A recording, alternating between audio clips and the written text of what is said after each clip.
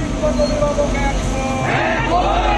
সরকারি স্কুলকে কেন বন্ধ করে দিচ্ছে সরকারের জবাব চাই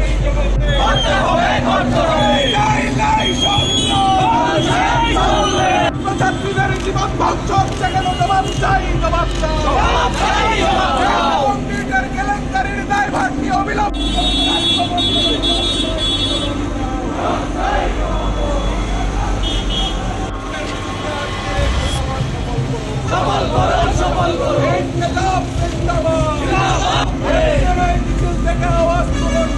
বেসরকারিকরণ আমরা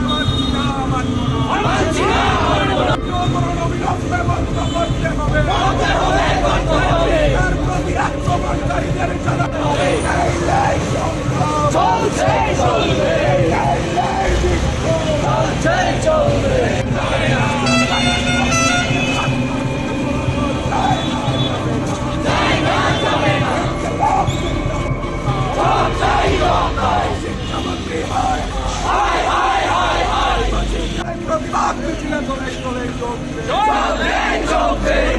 ছাত্রী বেটানো হলো কেন জবাব চাই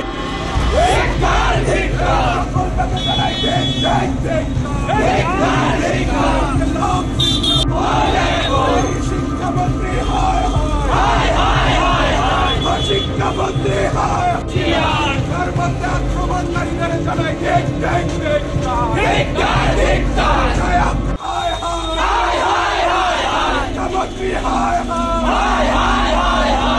প্রধান ছাত্রছাত্রীদের জীবন ধ্বংস করে আমরা মানছি না মানব না আজকের এই মিছিল থেকে আওয়াজ তুলুন 14 জুলাই ছাত্র ধর্মঘট সফল করুন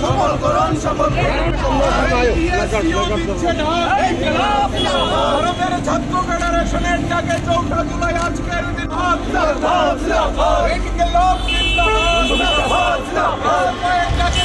জুলাই ছাত্র ধর্মঘট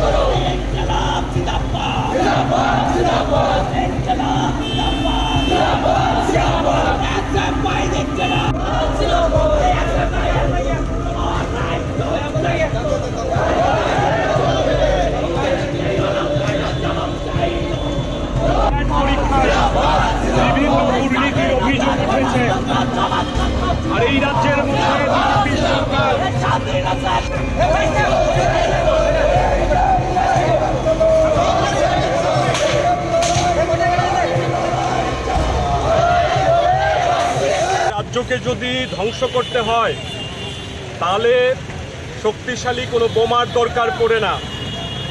ওই দেশের শিক্ষা ব্যবস্থাকে ধ্বংস করে দিলে বহু বছরের জন্য একটা দেশকে পঙ্গু করে দেওয়া যায়। বিজেপি সরকার সমস্ত দিক দিয়ে আমাদের দেশের শিক্ষা ব্যবস্থাকে ধ্বংস করতে চাইছে। নিট এবং নেটের দুর্নীতির বিরুদ্ধে আমরা আজকে ধর্মঘট ডেকেছি।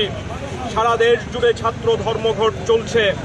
আমাদের দাবি দেশের শিক্ষামন্ত্রী ধর্মেন্দ্র প্রধানকে এই নৈতিক দায় নিয়ে পদত্যাগ করতে হবে। তার সঙ্গে ত্রিপুরা রাজ্যে গত 6.5 বছরে শিক্ষা ক্ষেত্রে অভূতপূর্ব সংকট নেমে এসছে। স্কুল বন্ধ করা হচ্ছে। নতুন করে বিজেপি সরকারের শিক্ষা দপ্তর এরা চেষ্টা করছে 511টা স্কুল বন্ধ করবে, তার তালিকা এসছে। সমস্ত জেলাতেই কাজ চলছে। বিদ্যাজ্যোতি প্রকল্পের ব্যর্থতায় লক্ষ লক্ষ ছাত্রের জীবন বিপন্ন হয়ে পড়েছে। স্কুলে শিক্ষক নেই। শিক্ষকের দাবিতে যখন সাধারণ ছাত্রছাত্রীরা রাজপথে নামছে, শাসক দলের গুন্ডারা সেই ছাত্র ছাত্রীদের উপর আক্রমণ সংঘটিত করছে, তাদের হাসপাতালে পাঠাচ্ছে। এই হচ্ছে ত্রিপুরা রাজ্যের শিক্ষাক্ষেত্রে অবস্থা। কাজেই আজকে সাধারণভাবে এই সংকটের মুহূর্তে দাঁড়িয়ে এসএফআই সারা দেশে যে ধর্মঘট ডাক দিয়েছে ছাত্রদের, সেই ধর্মঘটের সমর্থনে আমাদের রাজ্যের মধ্যে স্কুল, কলেজে, বিশ্ববিদ্যালয়ে ছাত্র সংখ্যা আজকে কম। স্বতঃস্ফূর্তভাবে এই রাজ্যের ছাত্রছাত্রীরা জানান দিয়েছে এই দাবি তাদের দাবি।